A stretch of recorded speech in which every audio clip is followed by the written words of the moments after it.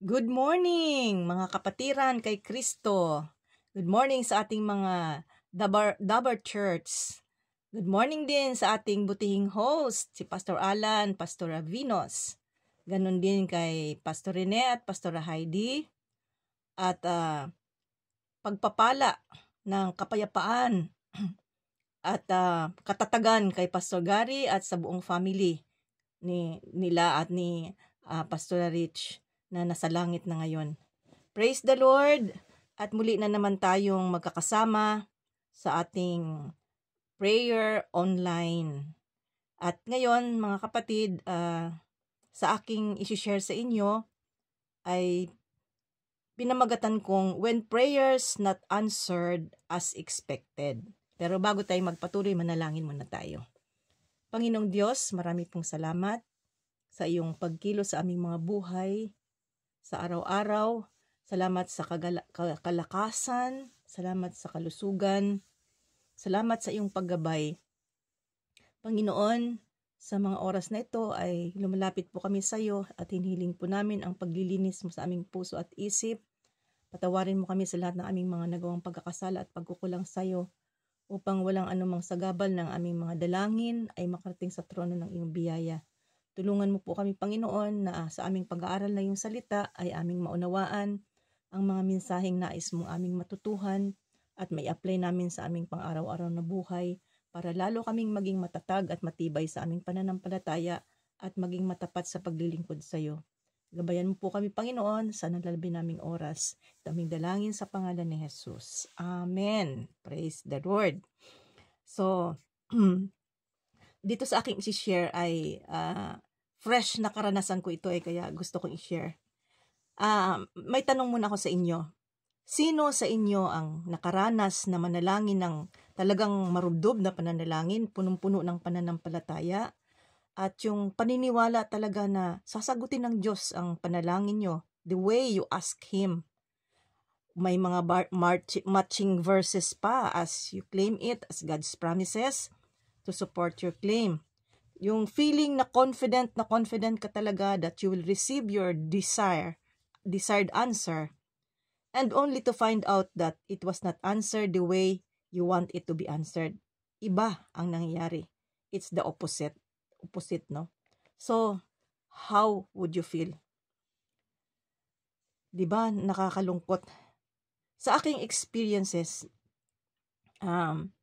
nakaranas ako dito noong 2013 ng matinding dagok sa aking puso nung ang aking brother-in-law ay inatake sa Thailand. Sa Thailand pa siya, may business meeting sila doon, business conference. Doon pa siya inabutan, no? Inatake siya doon. At nung nagpipray ako, nandito ako sa Italy noon, grabe yung aking prayer. First time ako nagpray ng sobrang rubdob talaga. Talagang para akong gumagapang, I lay down prostrate, at saka damandama ko yung pagkilos ng banal na espiritu ng time na yun. Grabe yung aking iyak, yung aking paghingi ng tulong sa Panginoon na makatawid ang aking brother-in-law. Kasi yung aking brother-in-law na yun parang higit, kumbaga sa nahigitan pa niya yung pag-aaruga sa amin ng aming mga magulang. Grabe yung pagiging close niya sa amin at pagiging maalaga. Kaya napakahalaga siya sa amin. Pero may mga, siyempre may mga verses akong kinclaim, nag-scriptural prayer ako, nag-binding and loosing, lahat ng klase ng prayer ay ginawa ko talaga. At nasa puso ko talaga yung pag-asa talaga at pananampalatayang mabubuhay siya. But eventually namatay siya. Grabe rin na aking sakit, no? Disappointment ko, yung discouragement ko, yung pain of losing him, yung awa ko sa ate ko, sa mga pamangkin ko, grabe, halo-halo na. And para ako nagtampo kay Lord, nag-question ako, bakit Lord? Diba sabi mo, ask and you shall receive. Kalooban mo naman, Panginoon, na ang mga may sakit ay gumaling. So yung pinagpipray ko ay kalooban mo, pero bakit hindi nangyari yung aking hiniling? So, naroroon yung pain. At itong nakaraan naman na nangyari sa atin dito sa ating church, no, sa GIA.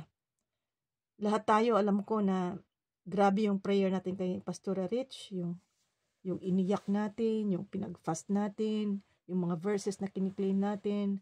Yung lagi ko sinasabi, Lord, na si Ate Nelly, binigyan mo ng milagro. Magmilagro ka rin sa buhay ni Pastor Ritz. Pareho silang manggagawa mo, Panginoon. Mahalaga sila sa church, sa body of Christ. But eventually, kinuha din siya ng Lord. So, marami sa ating umiyak, nasaktan dahil sa pagkawala niya. Kaya talagang maraming mga question na dumarating. Kaya sa ating mga naging karanasan, I believe hindi lang ako, no, siguro makaka-relate kayo sa akin. When our prayers are not answered the way we expect it, usually ang ating reaction ay grief. Nagdadalamhati tayo. Sobrang sakit, sobrang lungkot, di ba? Naku-confuse tayo. At kagaya nga ng sabi ko, nagtatanong tayo, bakit Lord? Di ba sabi mo, ask and you shall receive.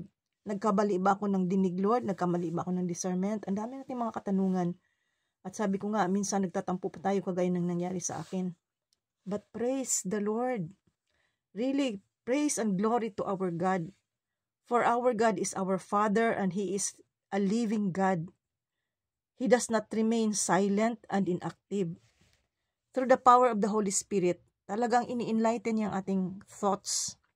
Kino-comfort niya yung ating mga emotions. At kini-clear niya yung ating mind. And then, we begin to focus on trusting God's higher wisdom. Na-examine natin yung ating hearts at ang ating motibo. Natitingnan, Lord, bakit hindi sinagot the way I wanted it? Ano ba ang problema? Mali ba ako, Panginoon? Mali bang motibo ko? Mali ba yung prayer ko? And then we try our best to persevere, no, sa ating pananampalataya through patience and reflection. At I believe lahat din kayo, namimeditate natin yung Isaiah 55 verses 8 and 9, na ito ang nakapagbibigay sa atin ng, kumbaga sa napapayapa yung ating kalooban. Sabi ng Panginoon, for my thoughts are not your thoughts, neither are your ways my ways, declares the Lord. As the heavens are higher than the earth, so are my ways higher than your ways, and my thoughts than your thoughts.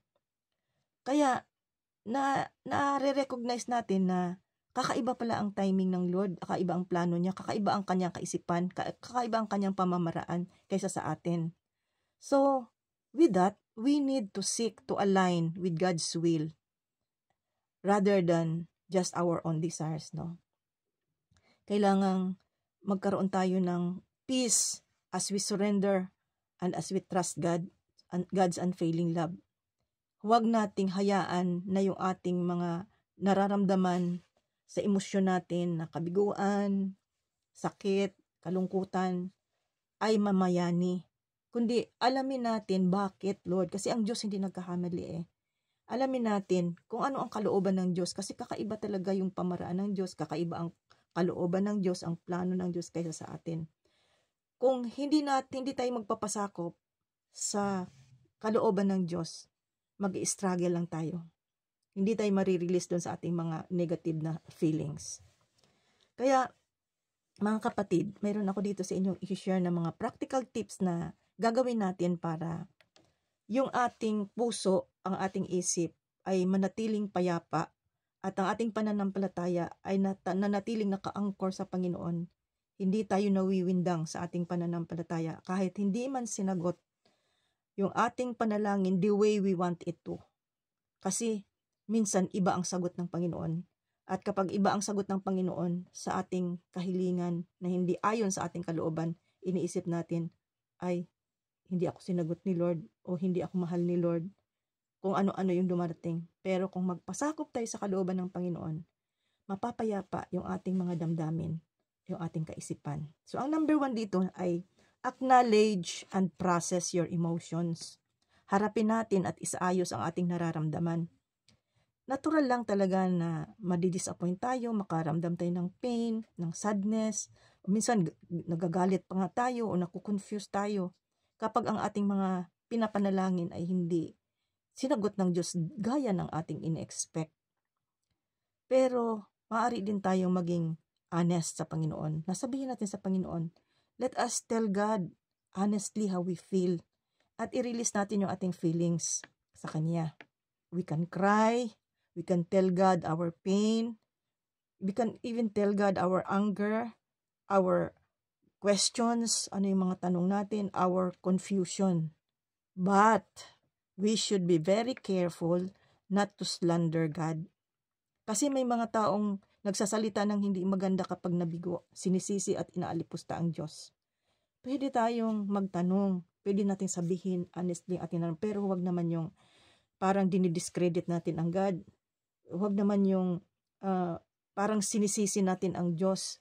Kundi, maging ano lang tayo, maging honest lang. Lord, ilalabas ko lang yung aking nararamdaman. Pero gusto ko, Panginoon, ang iyong kapayapaan.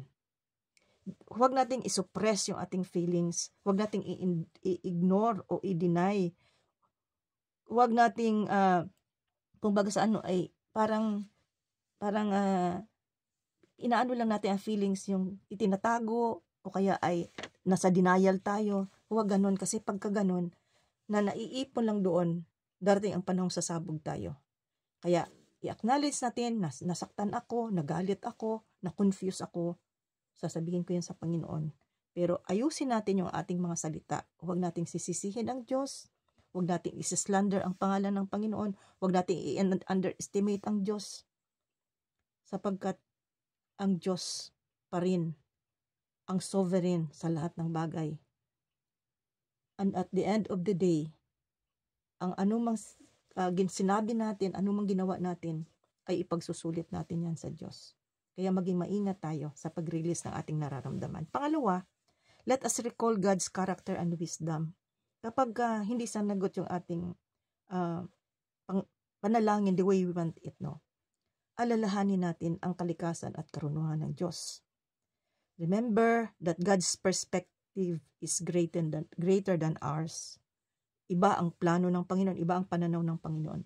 At alam niya kung ano ang best o ang anong mabuti para sa atin. Kahit hindi natin nakikita o nalalaman, sapagkat ang Diyos is all-knowing. God is love, mahal tayo ng Panginoon. At hindi siya gagawa ng bagay na ikakapahamak natin. Kung hindi man niya sinagot the way we want it, yung ating panalangin, minamahal lang niya tayo. Alam niya kung ano ang mangyayari in the future. At alam niya ang plano niya. At mahal niya tayo. God is faithful. Matapat ang Diyos. Matapat ang Diyos. Nasasagutin din tayo sa ating mga pangangailangan. Matapat ang Diyos na ipapahayag din niya sa atin ang mga katanungan natin. Although, may mga katanungan tayo sa mundong hanggang siguro ikamatay natin, hindi natin alam ang kasagutan. Pero magtiwala lang tayo sa Panginoon.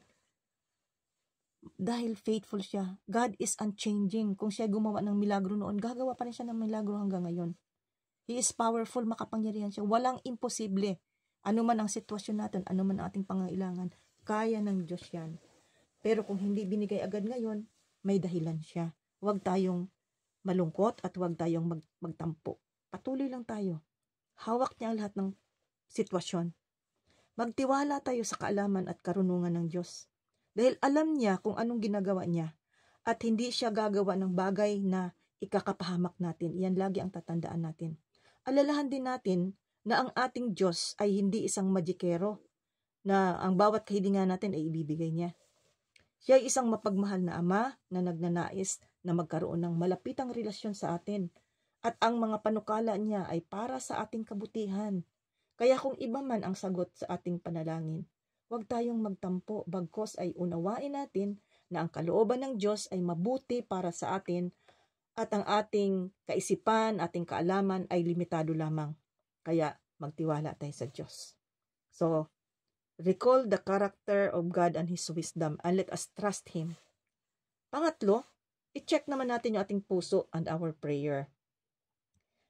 Siyasatin natin ang laman ng puso at panalangin natin kung tama ba. Sabi kasi doon sa Psalm 66 verse 18, if I regard iniquity in my heart, the Lord will not hear me. Maaring may mga kasalanan, no, na nagiging hindrance kung bakit hindi sinagot ang ating dalangin. Kaya as we search our heart at kapag may kasalanan ay magrepent tayo. Dahil sabi naman ng 1 John 1:9, if we confess our sins unto God, He is faithful and just to forgive us our sins and to cleanse us from all our unrighteousness. So, kumbaga sa as we search our heart at may kasalanan, magrepent. Itabi ang kasalanan, iwaksi. Then, i-examine naman natin ating motibo. Yung aking hinihiling ba sa Diyos ay makasarili lang o naaayon ba ito sa kalooban ng Diyos? Kasi minsan din naman, hindi natin napapansin, ay makasarili pala. Sariling kalooban pala yung ating hinihingi lang. Sa James chapter 4 verse 3, sabing ganon, when you ask, you do not receive because you ask with wrong motives. So kung mali ang motives, ang motibo ay hindi talaga ibibigay sa atin ng Panginoon. Then, kapag na-clarify na natin, pagka nakita na natin mali ang motibo natin, ibaguhin natin. And then, i-clarify naman natin ang prayer. Let's ask God to help us align our desires with His will. At ang layunin ay hindi lang basta makamit ang minimiti natin, kundi upang tayo ay lalong lumago sa pananampalataya at lalong maging malapit sa Diyos. Kahit man tinanggihan tayo sa ating kahilingan, hindi naayon sa ating kalooban ang sagot ng Diyos o ang paraan ng Diyos, ay patuloy pa rin tayong lumapit sa Panginoon na sa pamamagitan nito, yung kumbaga na, yun bang kumbaga ay kapag nabibigo tayo o nauunsyami tayo doon sa ating ine-expect, instead na negative yung ating feelings, lalo tayong lumapit sa Diyos. Yung bang gamitin natin itong isang pagkakataon na mas lalo tayong maging close sa Panginoon para lalo nating maunawaan ang kalooban niya at hindi tayo magkamali ng pangunawa at ng ating mga pananalangin. Dahil naniniwala talaga ako na ang Diyos natin ay nagmamahal sa atin at alam niya kung ano ang mabuti para sa atin. At ang Diyos ay may sarili siyang kalooban, mayroon siyang mga timetable, no? May mga timetable ang Panginoon. May sarili siyang plano sa lahat ng bagay sa mundong ito.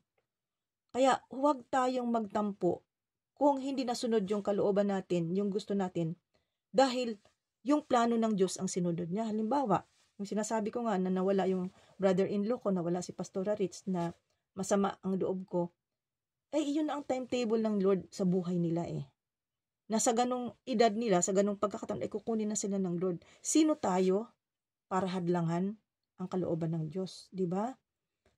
Kung mananatili tayong maghihinagpis at magtatampo sa Diyos dahil kinuha yung ating mahal sa buhay, lugi tayo dahil pinapahirapan na natin ating sarili at hindi tayo sumusunod sa kalooban ng Diyos. Pero kapag nagpasakop tayo sa kalooban ng Diyos na, Lord, limitado lang ang kaalaman ko. Although ganito ang gusto ko, pero iba ang plano mo. Magpapasakop ako sa plano mo. At kapag nagpasakop tayo sa plano ng Panginoon, alam nyo, mawawala lahat mga sama ng loob, hinanakit, ang pain, kundi magiging payapa at magiging yung ating puso't isip ay magiging payapa at magiging lalong magiging matibay ang ating pananampalataya sa Diyos. Amen? So, yun ang mahalaga. Pang-apat, nurture patience and faith. Ayan. Paano natin manunurture ang patience at ang pananampalataya? Usually, nanunurture ito kapag yung mga pangyayari ay negatibo sa ating buhay. Kasi kung mga positive lang, parang walang challenge Pero pag negative na nangyayari, nandoon yung natututo tayong magtiis. Yung ating pananampalataya ay talagang grabe yung ating hawak sa Panginoon. So kapag hindi natin natanggap ang kasagutan sa ating panalangin ayon sa ating inaasahan, ang kalimitang reaksyon natin ay nadidismaya tayo, nanghihina at parang nawawala ng pag-asa. Pero mga kapatid, kailangang labanan natin ang ganitong pakiramdam at piliin nating maging positibo. Ayan, meron kasi tayong freedom of choice. Piliin natin. Binigyan tayo ng Lord ng kapangyarihang mamili. Let us cultivate our patience and perseverance. Yung ating pagiging matiisin at pagiging matyaga. Let us trust God's perfect timing. Huwag tayong mawawala ng pag-asa. Kasi may kasabihang habang may buhay ay may pag-asa. And as we wait upon God, let our faith be strengthened and our patience and perseverance be rooted deeply in our being. yung pagiging matiisin at matyaga natin ay lalong magiging matatag, malawak. Ugaliin din nating magpuri at sumamba sa Diyos habang naghihintay. Instead na nagko-complain, let us praise and worship the Lord. And always remember that God hears us. Naririnig tayo ng Panginoon, pinapakinggan tayo ng Panginoon. And God is working on a solution in His own time and in His own way. At kapag minsan ay parang hindi natin naririnig kung anong sinasabi ng Lord, remember also that God's silence is not a punishment. It's not always a punishment. It can be an invitation for a heart check para ma-check natin ating mga puso or a time of deeper reflection and trust. Kaya kung hindi man nasasagot pa ngayon yung ating mga panalangin, hold on lang. Magtiis lang tayo at magtiyaga. Patuloy lang tayong manalangin. Kasi maaari din naman na ang mga pinapanalangin natin ay hindi pa sinasagot ng Lord. Ay patuloy pa rin tayong magtiwala. Patuloy pa rin tayong magiging matiisin at matyaga sa paghihintay sa kasagutan ng Panginoon. Because our God is an answering God. And lastly, be open to alternative answers. Usually kasi kapag hindi natin natatanggap ang kasagutan sa ating panalangin ayon sa ating ninanais, iniisip natin na hindi sinagot ng Panginoon ang ating dalangin. Subalit kung bukas lang ang ating isip at damdamin na may kasagutan ang Diyos sa ibang paraan, ay mauunawaan natin na ang Diyos ay tunay na sumasagot ng ating dalangin. Ang plano kasi ng Diyos kadalasan ay iba kaysa plano natin. At siya ay gumagawa lingid sa ating kaalaman sa pamaraan na hindi natin naiintindihan. Kaya mas mabuting bukas ang ating kaisipan sa mga hindi inaasahang oportunidad o pagkakataon o solusyon kahit kakaiba kaysa ating inaasahan. Buksan natin ating isip, ang ating puso. Let us always bear in mind that God's plan is always for our ultimate good. Diba sabi sa Romans 8:28, and we know that in all things God works for the good of those who love Him, who have been called according to His purpose. Amen? So mga kapatid, nais ko lang i-inspire at i-encourage ang bawat isa sa atin na sa kabila ng ating mga unanswered prayer or prayer na hindi sinagot ayon sa ating kagustuhan o ine-expect, huwag tayong manghinawang manalangin. Magpatuloy pa tayong manalangin, magpatuloy tayong umasa sa Panginoon, magpatuloy tayong magtiwala, magpatuloy tayong manampalataya sapagkat ang Diyos ay buhay at makapangyarihan at siya ay tunay na Diyos na sumasagot ng ating mga dalangin. Matuto tayong maging pasensyoso, magiging matyaga, waiting upon the Lord, our hopes and our faith anchored in His Word. Kaya sa conclusion, gusto ko i-conclude ang bagay na ito sa pamamagitan ng aking patutuo at verse mamaya sa katapos-tapusan. Dito kasi sa Italy, mayroon ako ditong member na yung tuhod niya ay masakit, hindi halos siya makalakad. At matagal ng panahon ito niya na nirereklamo, tapos noon pa man pina-x-ray na at sabi ng doktor na tumingin, kailangang operahin. Pero pinagpipray ko talaga na sana hindi na lang maopera. Naalala ko kasi yung kapatid ko nung araw. Yung kapatid ko nung araw ay sumakit din ang tuhod, nakatungkod pa nga siya, halos hindi siya makalakad. At nung pinatingnan nga ito, ay sabi rin ay uoperahin. So ang tagal niya naghintay na magkaroon ng posto sa orthopedic, National Orthopedic Hospital. So tagal-tagal na naghintay, pero pray kami ng pray. Pipray ko talagang huwag siyang maoperahan.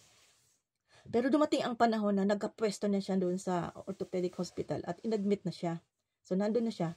Pero nung nandun na siya para ooperahan, yung doktor naman niya ang nawala.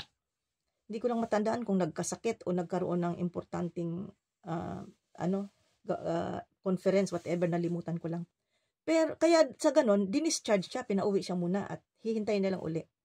Pero alam nyo, pinagaling siya ng Diyos. Yung mga series of mga delays na delay yung ano na doon, ano tong tawag dito, pagkakaroon ng lugar na delay yon, tapos yung doktor na delay, whatever. Yung mga delays pa lang yun ay blessing ng Lord na hindi na siya na-opera. Nagmilagro ang Diyos hanggang ngayon, wala siyang maayos ang paglalakad ng kapatid ko. So yun ang nasa heart ko. Sabi ko, Lord, kung gumawa ka ng milagro doon sa kapatid ko, Lord, makakagawa ka rin ng milagro ngayon sa aking member ngayon dito sa Italy. So pinagpipray ko talaga yon. Pero dumating ang point na sinabi niya sa akin na, ate, sabi niya ganun, mayroon na kaming tinawagan kami ng ospital at sabing ganun ay may posto na raw kami. Dito kasi sa Italy, napakahirap makakuha ng lugar, ng posto para ikaw ay operahin or whatever namang sakit mo. So, sabi na either mga September or October. Pero, dumating na, wala pa rin, one time na nagpipray ako, na-impress sa heart ko na itong kapatid na to ay for 7 days pupuntahan ko siya. Every day mayroong Bible verse na i-explain ko sa kanya at magpipray kami. For 7 days yan. Pero ang heart ko lagi, ang sinasabi ko, Lord, I want to see a miracle. Gusto kong hindi na siya maoperahan, Panginoon. Pero not my will, but your will be done, Lord. Kung kalooban mo man na mag-submit siya sa doktor, ay ipinagkakatiwala namin ito sa iyo. Pero Lord, ito talagang gusto ko. Makakita talaga ako ng milagro na hindi na siya uoperahan. So for 7 days yan. And then, dumating ang punto na nagpunta sila doon sa iba nilang doktor, yung dating tumingin sa kanyang mga tuhod. Dahil papa-injection na naman yung isa kasi dalawa yun right and left. So yung right yung operahan, yung left naman ay kailangan injectionan. Sabi naman doon ng doktor ay kailangan niya talagang operahin. Pero dahil wala silang schedule doon sa hospital, hindi malaman kung kailan, sabi ng doktor, dito na kayo magpa-opera. At i-schedule kita kaagad, sabi ng ganon. By January, sabi niya, magkakaroon ka na ng specific schedule. So parang, natuwa kami kasi sabi ko, Lord, may time pa para magmilagro ka, Panginoon. May time pa para ma-receive niya yung divine healing. Pero no, ika-7th day ng aming prayer, tumawag yung ospital at ang sabi ay naka-schedule na siya. Mayroon na siyang schedule na ooperahan.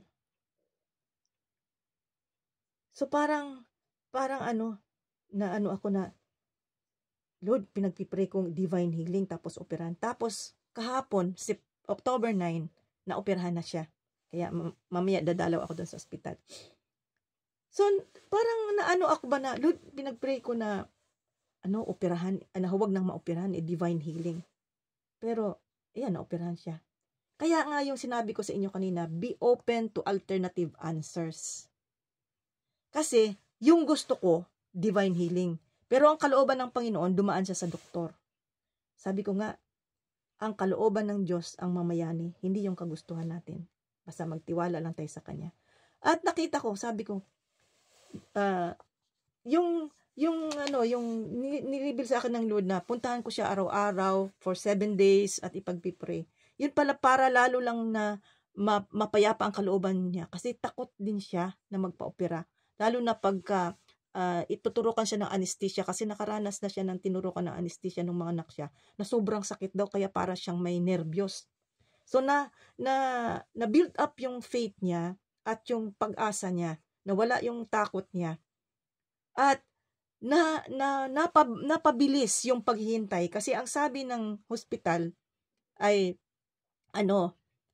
mga either dahil hindi nangyari nung September, it could either be November, ganun na naman. Pero ginamit ng Diyos pati yung kabilang doktor, kasi sabi ng kabilang doktor, kailangang ipa-cancel niyo na yung inyong appointment doon sa hospital para dito na talaga kayo sa akin. So, it might be na yung doktor na yun, kasi sabi niya, akong bahala, akong magpapakancel. Kinausap niya yung hospital para i-cancel. Siguro naman yung kabilang hospital, yung sa hospital, kasi mga doktor dito, mahal ang bayad yan sa sa IMPS na tawag, yung parang, yun yung nagbabayad ng kanilang mga yung gobyerno. Mahal ang bayad ng gobyerno. So parang ang namin, ang aming analysis nung member na to ay nung tumawag yung kabilang doktor doon sa hospital, parang ang doktor doon sa ospital na mag-opera, nang hinayang siya na hindi siya makakatanggap ng malaking bayad ng ospital. Kaya agad-agad nag-schedule siya October 9. Nasabi niya ay either November pa susunod pang mga panahon. So yung prayer and fasting ko ng 7 days at ang aming pagbadalaw ko sa sister ay napabilis pala yung paghihintay. Kung basta may saysay din pala kasi parang feeling ko walang saysay eh. May saysay din pala, napabilis yung paghihintay ng sister na yon na maoperahan siya kaagad at nawala yung kanyang takot, na establish yung kanyang faith sa Panginoon. Kaya mga kapatid, magpatuloy tayong magtiwala sa Diyos. Alam niya ang kanyang ginagawa at huwag nating pangungunahan ang Diyos dahil mayroon siyang sariling plano. So be open to alternative answers to your prayers. And in closing, gusto kong basahin ito, napakaganda.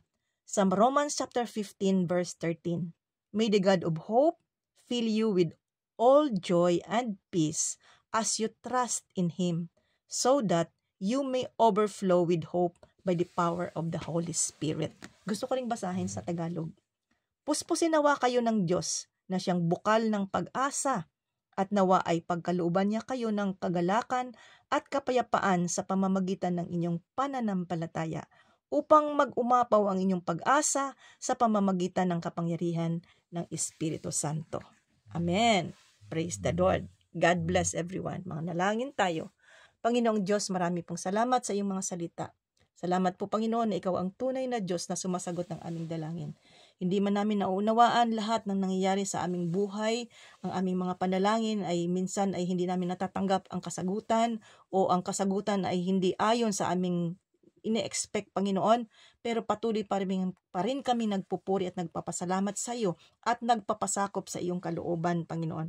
Ikaw ang nakakaalam ng lahat ng bagay. Ikaw, Panginoon, ay sovereign God.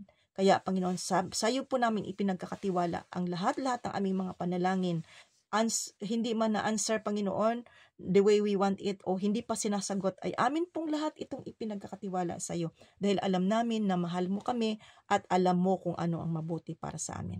Kaya pagpalain mo po kaming lahat, Panginoon, at maging sa amin pong pakikiisa sa aming host sa pananalangin. Gabayan mo po kaming lahat sa aming pananalangin at nawa po, Panginoon, ay amin laging maranasan ang kapayapaan na nagmumula sa iyo. Marami pong salamat, Ama, sa iyo ang kaluwalhatian at ang taos-pusong pasasalamat sa pangalan ni Jesus. Amen. God bless mga kapatid and bye-bye.